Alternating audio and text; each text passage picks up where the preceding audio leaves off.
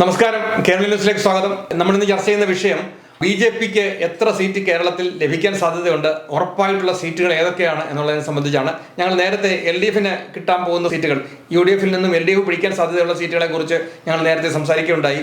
അതുപോലെ തന്നെ LDFിൽ നിന്നും UDFിലേക്ക് ലഭിക്കാൻ സാധ്യതയുള്ള സീറ്റുകളെ കുറിച്ച് സംസാരിക്കുകയുണ്ടായി. ഇപ്പോൾ ഇതാ ബി.ജെ.പിക്ക് നേട്ടം കൊയ്യാൻ കഴിയുന്ന ഒരു 5 സീറ്റുകളെ കുറിച്ച് ആണ് നമ്മൾ സംസാരിക്കുന്നത്. ഈ വിഷയം സംസാരിക്കുന്നത് മാധ്യമപ്രവർത്തകനായിട്ടുള്ള സോണി കല്ലറക്കലാണ്. സോണി, നമസ്കാരം. സോണി പറയുന്ന കാര്യങ്ങൾ കേട്ടല്ലോ. ഇപ്പൊ നമുക്ക് ഈ 5 ബി.ജെ.പിക്ക് കിട്ടാൻ സാധ്യതയുള്ള 5 മണ്ഡലങ്ങളെ കുറിച്ച് ചോദിച്ചാൽ ഏതൊക്കെ മണ്ഡലങ്ങളാണ് പറയുക? അത് പ്രധാനമായിട്ട് ഒന്നാമത് മഞ്ചേശ്വരമാണ്, രണ്ടാമത് നേമമാണ്, മൂന്നാമത് വട്ടിയൂർക്കാവാണ്, നാലാമത് തൃശ്ശൂരാണ്, 5 വളരെ എല്ലാവരും അത്ഭുതപ്പെടുത്തിക്കൊണ്ടൊരു മണ്ഡലമാണ് ഞാൻ പറയുന്നത് കാഞ്ഞിരപ്പള്ളിയായിരിക്കും. ബി.ജെ.പിക്ക് കേരളത്തിലെ വോട്ട് ശതമാനത്തിൽ വർധനവ് വന്നിട്ടുണ്ടെന്നുള്ള കാര്യത്തിൽ യാതൊരു സംശയവും വേണ്ട. അവർ ആത്മാർത്ഥമായിട്ട് ശ്രമിച്ചു കഴിഞ്ഞാൽ അതിൽ ഞാൻ പ്രധാനമായിട്ട് കാണുന്നത് മഞ്ചേശ്വരം തന്നെയാണ്. മഞ്ചേശ്വരത്ത് അവിടെ ബി.ജെ.പി ഒത്തൊരുമയോടുകൂടി പ്രവർത്തിച്ചാൽ മഞ്ചേശ്വരം അവർക്ക് ജയിക്കാൻ പറ്റുന്ന ഒരു സീറ്റാണ്. അവിടെ പറ്റിയ സ്ഥാനാർത്ഥി ഇപ്പോഴത്തെ സംസ്ഥാന പ്രസിഡന്റ് സുരേന്ദ്രൻ തന്നെയാണ്. സുരേന്ദ്രൻ ഇങ്ങനെ പല സീറ്റുകളിലേക്ക് ഇപ്പോൾ മാറി, മഞ്ചേശ്വരവും കൂടെ മറ്റൊരു സീറ്റിലേക്കും കൂടെ ഒക്കെ നോക്കി മത്സരിക്കാൻ പോയി കഴിഞ്ഞാൽ മഞ്ചേശ്വരം പോകും. എളുപ്പത്തിൽ കൈ കിട്ടാൻ പറ്റുന്ന ഒരു സീറ്റ് തന്നെയാണ് ഈ മഞ്ചേശ്വരം എന്നുള്ളതാണ് എന്റെ ഒരു വിലയിരുത്തൽ. കെ സുരേന്ദ്രൻ തന്നെയാണ് മഞ്ചേശ്വരത്തിന് പറ്റിയൊരു സ്ഥാനാർത്ഥി. നേരത്തെ എത്ര വോട്ടിനാണ്? 74 വോട്ട് അങ്ങനെ കുറവുണ്ടായിരുന്നു. 79 തോറ്റൊരു സാഹചര്യം ഉണ്ടായിരുന്നു ബി.ജെ.പി അവിടെ. അത് സുരേന്ദ്രൻ തന്നെയാണ് അവിടെ സ്ഥാനാർത്ഥിയായിട്ട് മത്സരിച്ചത്. ഒരു പ്രവർത്തനം മഞ്ചേശ്വരത്ത് ബി.ജെ.പി കാഴ്ചവെച്ചിട്ടുണ്ടോ എന്നുള്ള കാര്യത്തിൽ സംശയമുണ്ട്. ബി.ജെ.പിക്ക് നല്ല സാധ്യതയുള്ള ഒരു മണ്ഡലമാണ് മഞ്ചേശ്വരം, പ്രത്യേകിച്ച് കാസർഗോഡ് ജില്ലയിൽ പെടുന്നതാണ്. UDFിന്റെ കണ്ടക്റ്റായിട്ട് വരുന്നത് UDFിന്റെ MLA അവിടെ സുരേന്ദ്രനെ സംബന്ധിച്ച ബി.ജെ.പി പ്രത്യേകിച്ച് കർണാടക സ്റ്റേറ്റുമായിട്ട് വളരെ അടുത്ത് കിടക്കുന്ന ഒരു സ്ഥലം കൂടിയാണ് കാസർഗോഡ്, ജില്ലയും കൂടിയാണ് കാസർഗോഡ്, അതിൽപ്പെടുന്നതാണ് മഞ്ചേശ്വരം. അപ്പൊ ബി.ജെ.പിയുടെ നല്ലൊരു സ്വാധീനം, അവിടുത്തെ കർണാടകയിലുള്ള ബി.ജെ.പി അണികളുടെയും ഒക്കെ സ്വാധീനം ഒക്കെ ഉള്ള സ്ഥലമാണ് മഞ്ചേശ്വരം. മഞ്ചേശ്വരം നല്ല രീതിയിൽ പ്രവർത്തിച്ചാൽ ബി.ജെ.പിക്ക് തിരിച്ചു പിടിക്കാൻ പറ്റും. അത് ഏറ്റവും ബെസ്റ്റ് കാൻഡിഡേറ്റ് കെ സുരേന്ദ്രൻ തന്നെയായിരിക്കും. ഇനി അടുത്ത മണ്ഡലത്തെ കുറിച്ച് പറഞ്ഞാൽ, അടുത്ത മണ്ഡലം എന്ന് പറഞ്ഞാൽ നേമം തന്നെയാണ്. നേമമാണ് ആദ്യം ബി.ജെ.പിക്ക് നിയമസഭയിൽ അക്കൗണ്ട് തുറന്ന് കൊടുക്കാൻ ഇടയാക്കിയത്. നേമത്തെ സംബന്ധിച്ച് പറഞ്ഞപ്പോൾ കെ മുരളീധരനെ പോലെ ഒരു പ്രഗത്ഭനായ കോൺഗ്രസ് നേതാവ് മത്സരിച്ചതുകൊണ്ട് മാത്രമാണ് അവിടെ LDF വിജയിക്കാൻ ശിവൻകുട്ടി അവിടെ വിജയിച്ചത്. നല്ലൊരു ടൈറ്റ് മത്സരം അവിടെ നടന്നു. എന്നിട്ട് പോലും ബി.ജെ.പി 2ാം സ്ഥാനത്ത് എത്തി എന്നുള്ളതാണ് മനസ്സിലാക്കേണ്ട ഒരു കാര്യം. അവിടെ കഴിഞ്ഞ പ്രാവശ്യം ലോക്സഭയിലേക്ക് മത്സരിച്ച, തിരുവനന്തപുരത്ത് നിന്ന് ലോക്സഭയിലേക്ക് മത്സരിച്ച രാജീവ് ചന്ദ്രശേഖരെ പോലെ ഒരാൾ അവിടെ മത്സരിച്ചാൽ ആ സീറ്റ് ബി.ജെ.പിക്ക് നിലനിർത്താൻ സാധിക്കും. രാജഗോപാലിന് കിട്ടിയ ഭൂരിപക്ഷത്തിൽ തന്നെ അദ്ദേഹത്തിനോട് വിജയിക്കാൻ പറ്റുമെന്ന് ഞാൻ കാണുന്നു. അപ്പൊ രണ്ടാമത് ഞാൻ കാണുന്ന ഒരു സീറ്റ് നേമം തന്നെയാണ്. പറഞ്ഞാൽ ബി.ജെ.പിയുടെ കുറച്ച് സീറ്റാണ്. ഇനി അവിടെ ഒരു UDFിന് ഒരു മേൽക്കോയ്മ ഉണ്ടാവുമെന്ന് തോന്നുന്നില്ല. പല വോട്ടുകളും UDFിന്റെ പോയിക്കൊണ്ടിരിക്കുന്നത് ബി.ജെ.പിയിലേക്ക് തന്നെയാണ്. അപ്പൊ കെ മുരളീധരൻ അവിടെ വന്നിട്ട് പോലും ഒരു 30,000 ഇഷ്ടം വോട്ടാണ് പിടിക്കാൻ സാധിച്ചത്. കാരണം വലിയൊരു തരംഗം ഉണ്ടാക്കിയിട്ട് പോലും. മൂന്നാമത്തെ മണ്ഡലം ഞാൻ പറഞ്ഞ തൃശ്ശൂർ തന്നെയാണ്. തൃശ്ശൂരെ സംബന്ധിച്ച് പറയുകയാണെങ്കിൽ സുരേഷ് ഗോപി അവിടെ ലോക്സഭയിലേക്ക് ജയിച്ച ലോക്സഭാ മണ്ഡലപ്പെടുന്നതാണ്. തൃശ്ശൂർ പാർലമെന്റിൽ പെടുന്ന ഒരു മണ്ഡലമാണ് തൃശ്ശൂർ നിയമസഭാ മണ്ഡലവും. അവിടെ ഇപ്പൊ പഴയ കാലത്ത് കോൺഗ്രസിന്റെ കയ്യിലായിരുന്നെങ്കിലും ഇപ്പൊ കോൺഗ്രസിൽ നല്ലൊരു ശതമാനം വോട്ടുകൾ ബി.ജെ.പിക്ക് എത്തുന്ന ഒരു സ്ഥിതിയാണ് അവിടെ കാണുന്നത്. സുരേഷ് ഗോപിക്ക് അവിടെ നല്ലൊരു സ്വാധീനമുണ്ട്. കേന്ദ്രമന്ത്രി സുരേഷ് ഗോപിക്ക്, ബി.ജെ.പിയുടെ ഇപ്പോഴത്തെ പ്രമുഖ നേതാവാണ് അദ്ദേഹം. അദ്ദേഹത്തെ മുൻനിർത്തി അവിടെ ഒരു തെരഞ്ഞെടുപ്പ് നേരിട്ടാൽ ആ തൃശ്ശൂർ ലോക്സഭാ മണ്ഡലത്തിൽ പെടുന്ന തൃശ്ശൂർ നിയമസഭാ മണ്ഡലം ബി.ജെ.പിക്ക് പിടിച്ചെടുക്കാൻ സാധിക്കും. അവിടെ ഏറ്റവും നല്ല സ്ഥാനാർത്ഥിയായിട്ട് ഞാൻ കാണുന്നത് ശോഭാ സുരേന്ദ്രനെയാണ്. പ്രത്യേകിച്ച് ഈഴവ സമുദായത്തിനൊക്കെ വളരെയേറെ മുൻതൂക്കമുള്ളൊരു മണ്ഡലം കൂടിയാണ് തൃശ്ശൂര്. അപ്പോൾ നല്ലൊരു ശതമാനം ഹൈന്ദവ വോട്ടുകൾ ഏകീകരിക്കാൻ ശോഭാ സുരേന്ദ്രന് സാധിക്കും. അതുപോലെ തന്നെ കോൺഗ്രസ് വോട്ടുകളെ അടർത്തി കൊണ്ടുവരാനായിട്ട് ശോഭാ സുരേന്ദ്രൻ സാധിക്കും. UDF സ്ഥാനാർത്ഥി സന്ദീപ് വാര്യർ ആണെങ്കിൽ ശോഭാ സുരേന്ദ്രനാണ് ബെസ്റ്റ് കാൻഡിഡേറ്റ് ആണെന്ന് ഞാൻ വിചാരിക്കുന്നു. അവിടെ UDF സ്ഥാനാർത്ഥിയായിട്ട് പരിഗണിക്കുന്ന സന്ദീപ് വാര്യരെയാണെന്ന് കേൾക്കുന്നു.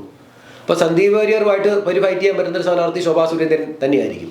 എന്നാലും അത് പിടിച്ചെടുക്കാൻ പറ്റുന്ന ഒരു സ്ഥാനാർത്ഥി ശോഭാ സുരേന്ദ്രനാണ്.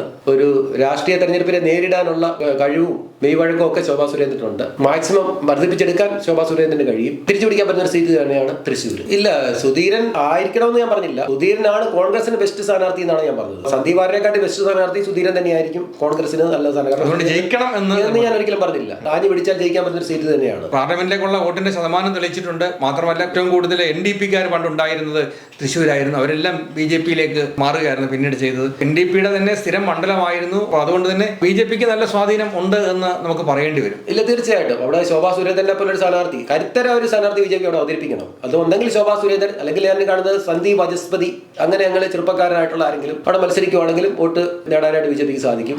തീർച്ചയായിട്ടും തിരിച്ചു പിടിക്കാൻ പറ്റുന്ന ഒരു സീറ്റ് തന്നെയാണ് ബി.ജെ.പിക്ക്. നോക്കാൻ പറ്റുമോ? അന്ന് തൃശ്ശൂർ പൂരത്തിന് നടന്ന സംഭവങ്ങളൊക്കെ സുരേഷ് ഗോപിക്ക് ഗുണകരമായി മാറി. അത് കണക്ക് കൂട്ടുമ്പോൾ ബി.ജെ.പിക്ക് അത്രയും വലിയ ഭൂരിപക്ഷം കിട്ടത്തില്ലായിരിക്കും അല്ലേ? അങ്ങനെ ആയിരിക്കും. കാര്യമായിരിക്കുമോ? അതൊന്നും കാര്യമില്ല. കാരണം അവിടെ ഒരു കോൺഗ്രസിന്റെ അടിത്തട്ടിലുള്ള വർക്ക് വളരെ മോശമാണ്. പണ്ട് വളരെ നിർണായക സ്വാധീനമാണ് കോൺഗ്രസ് പാർട്ടി അവിടെ ശുഷ്കമായ രീതിയിലേക്ക് പോയിക്കൊണ്ടിരിക്കുകയാണ്.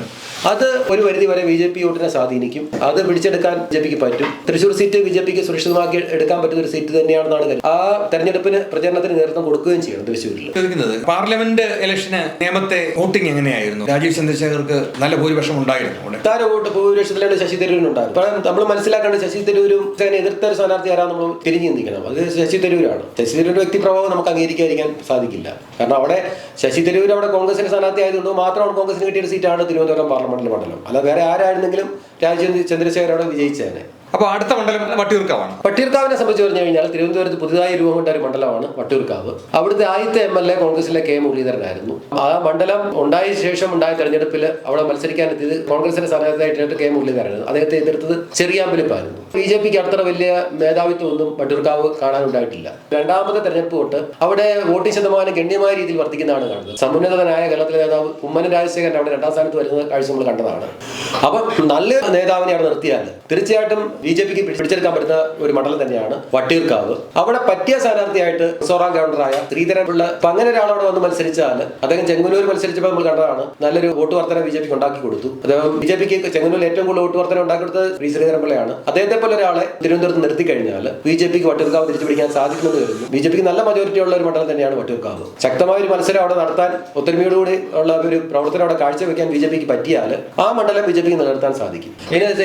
NSSന് ഏറ്റവും കൂടുതൽ പ്രാധാന്യമുള്ള ഒരു മണ്ഡലമാണ് വട്ടിയൂർക്കാവ്. അപ്പൊ ആ രീതി അടുത്താണ് നമ്മുടെ ശ്രീധരൻപിള്ള. അപ്പൊ അങ്ങനെ അവരെയും കൂടെ സ്വാധീനിക്കാൻ പറ്റുന്ന ഒരാളവിടെ മത്സരിച്ചാൽ BJPക്ക് വട്ടിയൂർക്കാവ് തിരിച്ചു കിട്ടാൻ പറ്റും എന്ന് കരുതുന്നു. മണ്ഡലം തന്നെയാണ് വട്ടിയൂർക്കാവ്. ആഞ്ഞു പിടിച്ചാൽ BJPക്ക് കിട്ടാവുന്ന ഒരു മണ്ഡലമാണ് വട്ടിയൂർക്കാവ്. പാർലമെന്റ് ഇലക്ഷന് നേമത്തെ വോട്ടിംഗ് എങ്ങനെയായിരുന്നു? രാജീവ് ചന്ദ്രശേഖർക്ക് നല്ല ഭൂരിപക്ഷം ഉണ്ടായിരുന്നു. താര വോട്ട് ഭൂരിപക്ഷത്തിലാണ് ശശി തരൂരിനുണ്ടായിരുന്നു. നമ്മൾ മനസ്സിലാക്കേണ്ട ശശി തരൂരും എതിർത്ത ഒരു സ്ഥാനാർത്ഥി ആരാ നമ്മൾ തിരിഞ്ഞു ചിന്തിക്കണം. അത് ശശി തരൂരാണ്. ശശി തരൂരിന്റെ വ്യക്തിപ്രഭാവം നമുക്ക് അംഗീകരിക്കാതിരിക്കാൻ സാധിക്കില്ല.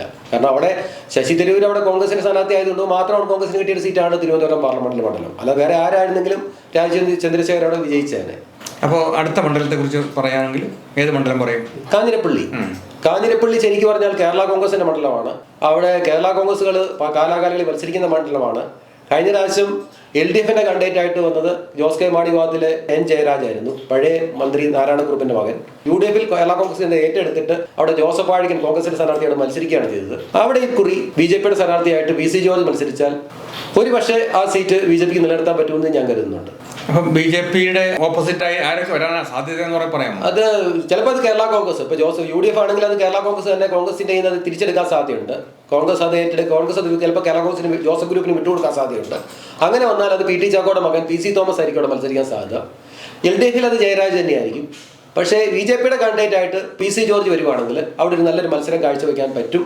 ചിലപ്പോഴാണെങ്കിൽ ആ സീറ്റ് PC ജോർജ് പിടിച്ചെടുക്കാൻ സാധിക്കുമെന്ന് കരുതുന്നു. കാരണം പൂഞ്ഞാറ്റിൽ PC ജോർജ് ഒറ്റയ്ക്ക് മത്സരിച്ച് LDF സ്ഥാനാർത്ഥി പിടിച്ച വോട്ടിനെക്കാട്ടിലും ഭൂരിപക്ഷത്തിൽ ജയിക്കാൻ പറ്റിയ ഒരു കാലഘട്ടം ഉണ്ടായിരുന്നു. അപ്പം നല്ലൊരു മത്സരം കാഴ്ചവെക്കാൻ പറ്റുന്ന ഒരു ആൾ തന്നെയാണ് PC ജോർജ്.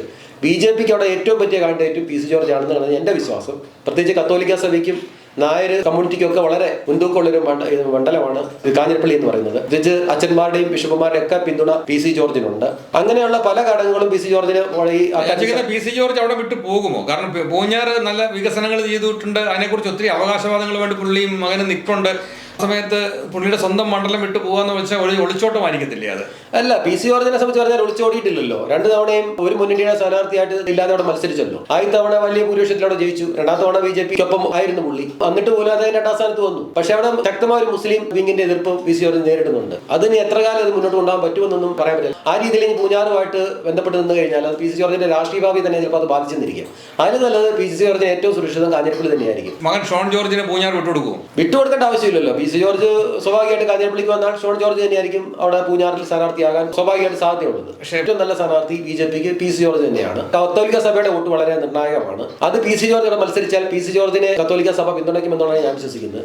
പിന്നെ NSSന്റെ വോട്ടുകളും ഒക്കെ ക്രോഡീകരിക്കാനായിട്ട് PC ജോർജിന് സാധിക്കും. നല്ലൊരു സംഘാടകനാണ്, അതുപോലെ നല്ലൊരു ഫൈറ്ററാണ്. ഇതൊക്കെ PC ജോർജിന്റെ ഘടകങ്ങളാണ്. അതുകൊണ്ട് PC ജോർജിനെ നമുക്ക് എഴുതി തള്ളാൻ സാധിക്കില്ല. PC ജോർജാണ് കാഞ്ഞിരപ്പള്ളിയിൽ BJPയുടെ സ്ഥാനാർത്ഥിയായിട്ട് വരുന്നതെങ്കിൽ അവിടെ BJPക്ക് കാഞ്ഞിരപ്പള്ളി സീറ്റ് പ്രതീക്ഷിക്കാവുന്നതാണ്. അപ്പോൾ ഇതിനെ സംബന്ധിച്ച് നിങ്ങളുടെ കമന്റുകളും അഭിപ്രായങ്ങളും ആക്ഷേപങ്ങളും ഒക്കെ ഞങ്ങളെ അറിയിക്കണം. ഞങ്ങൾ വളരെ ഒരു പഠനം നടത്തിയിട്ട് ശേഷം മാത്രമാണ് ഞങ്ങൾ ഈ വിഷയങ്ങളിലേക്ക് പറയുന്നത്. ഞങ്ങൾ പറയുന്ന കാര്യങ്ങളൊക്കെ ശരിയായി വരുന്ന ലക്ഷണങ്ങളൊക്കെ പലപ്പോഴും ഞങ്ങൾക്ക് കാണാറുണ്ട്.